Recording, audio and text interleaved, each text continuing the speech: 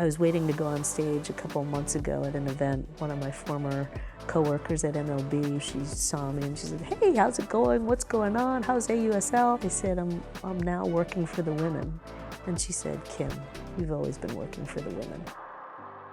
Hi everyone and welcome to the Future of Sports by Front Office Sports, where we explore the trends, insights, and innovations shaping the next chapter of sports and culture. We're featuring trailblazers from all over the industry, sparking conversations about topics redefining the business of sports, from NIL, technology, artificial intelligence, equity, sponsorships, and so much more. This in partnership with our friends over at ADP, who are spotlighting CEOs, entrepreneurs, athletes, commissioners, and so many people driving the future of sports today and tomorrow. I'm Baker Machado, and my guest today is one of the most historic executives in professional sports, best known for breaking barriers as the very first woman to serve as general manager of a team of one of the Big Four leagues in North America, as well as the very first person of full East Asian descent to serve as general manager of a Major League Baseball team. She's also the commissioner of Athletes Unlimited Softball League, spearheading the development of a new professional women's softball league, which debuts its city-based franchises. Kim Eng, thank you so very much for joining us. Thanks for having me, Baker. So let's get deep here first off before we talk about what you're doing now with Athletes Unlimited. Being the very first general manager, female general manager of a North American professional sports team, a men's team nonetheless, no doubt incredibly huge and trailblazing. I guess, what did that mean to you, both personally and professionally, to achieve that incredible honor? Yeah, it's funny. It was obviously a very long road. You try not to think about it in those terms as you're going through it, but obviously, I think as any young executive did, had high aspirations and ambition to get to that final rung in the ladder, in the GM chair. At times it was rugged. It was certainly bumpy along the way. I'd be lying if I said it wasn't. Mm-hmm. But in the end, once I was able to attain that level and achieve the success that we did in Miami, having made it to the playoffs for only the fourth time in franchise history, and having, I think, tied for the fourth best record in franchise history, I think it was obviously well worth the wait and. To do it at that level, and for the fans of Miami, it was just an incredible experience. I remember the moment. I mean, you had gone through you had worked at so many different organizations, and I just remember the chatter for so long is Kim going to get this? Is she going to finally get this position?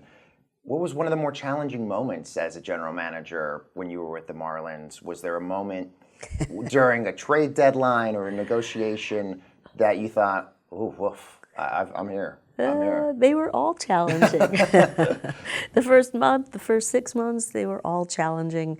I would say, listen, I think the trading deadline of 2023, mm-hmm. When we were finally buyers and not sellers, mm-hmm. It was my third year in Miami, and there were a lot of big deals on the table, and you're really weighing the future of your franchise, of your organization, as opposed, and trying to make those valuations as to figuring out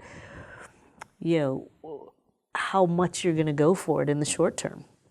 I think we made smart trades. I think we made trades where we weren't just giving up 4 prospects for a veteran player. We made trades of good young players on both sides, and players who were really integral down the stretch, mm-hmm. and helped us get to the playoffs. Mm-hmm. So, Everett, what would you say was one of your best acquisitions, and maybe one you thought, I'd like to do that one again? Clearly, Jake Berger. Mm-hmm. Acquiring Jake Berger for Jake Eater. It was, and Jake Eater was a great prospect in our system, but that's what they are. They're prospects.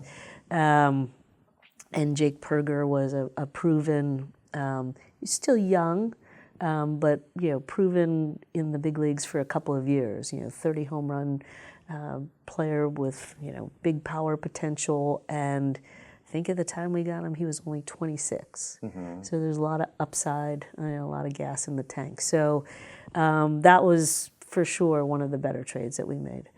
Gosh, another one that we made earlier on, not in that year, was acquiring Luzardo for Marte. That was a great trade for us, and it was really, when we were a seller, really trying to capitalize on those markets and the great reputation, and Marte was a great player and was having a phenomenal year. But to be able to get that, fireballing young left-hander was huge for us. You've, as I mentioned, have worked in so many front offices all over baseball. I can only imagine the mentors and the people you've learned from over all the years. I've heard Joe Torre really played a big role for you as well. Yeah, I think he sits in that pole position right there. So I worked with Joe at 3 different stops along the way. The Yankees, the Dodgers, and then Major League Baseball. At the team level, I had always heard he's just such an incredible players manager. But I didn't report to Joe at the team level. When we went to Major League Baseball, that's where he was my boss, and I really did get an understanding of what players were talking about. And that is that he gave you the autonomy and the freedom to work, obviously within certain boundaries. He, lets you make your mistakes that sometimes you just need to make them to expedite your learning curve. Just incredibly supportive. And, I think one of Joe's greatest attributes is that he's just such an incredible listener. And he can distill, my 10 to 15 minute story in 2 simple sentences, because his experience in dealing with a lot of issues, was just, such at the top of his resume, in terms of his skills. So just an incredible person for me, an incredible resource throughout my career. Joe is just this very paternal figure in my, in my life, in my career, who again was just incredibly supportive, and there was just a genius to the common sense approach that he had, and I think many of the players who played for him and many of the people that came into contact with him would say the very same. For a lot of our viewers and listeners who work in male-dominated industries, was there, obviously your skill set and what you brought to the table is, what helped you, but what advice would you give to women who are working in male-dominated industries to stand out, be themselves, and be successful out there? Yeah, I would say, number 1, you have to have pretty tough skin. And I would say number 2, that you have to be overly prepared, overly thorough, incredibly competent, and you have to have a voice. Right. I think you have to be, listen, it's, in any situation, respectful. But I think, most importantly, you have to have that voice. And when you know that you are right, and when you think that there is value in what you're bringing to the table, you have to make sure that you're expressing that. And that even comes in different forms. That can be in a very public forum. That can be one-on-one. That can be after the meeting that you just had. It takes on different forms. It depends on the situation. But I think most importantly, you have to be true to yourself. And I always say that you never want to have regrets. I should have said this. I should have said that. I should have addressed it. I think you have to hit these things head on, and with conviction, and I think with integrity, and I think as you accrue more of that throughout your career, you develop a reputation, and I think that's one thing that has really served me personally very well. We've gone from general manager, working in Major League Baseball, the big office in New York City. Now you're commissioner. You're a commissioner of a startup. By the way, Major League Baseball investing heavily in this, and is a big part in this as well.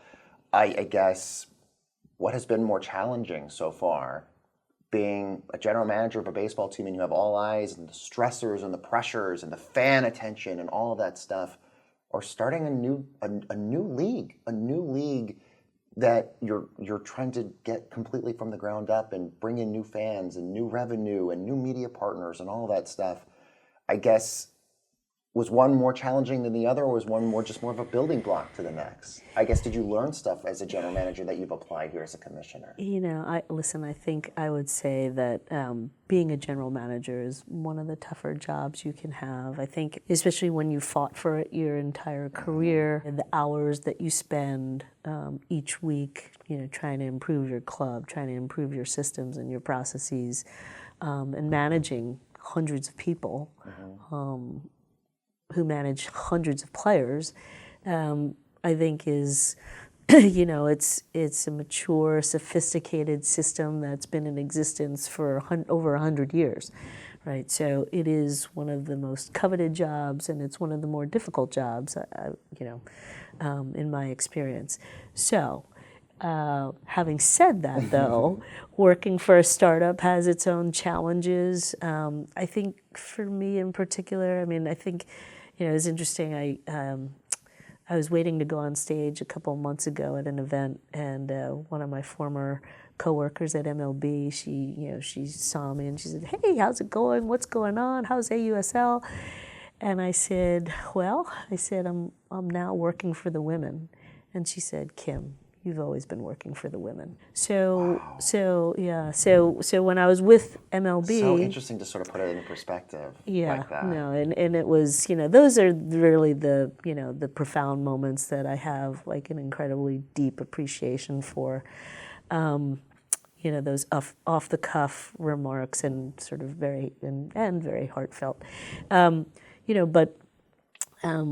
When I was with MLB clubs and at the central office, you always knew that, I always felt like, I was doing it for a higher purpose.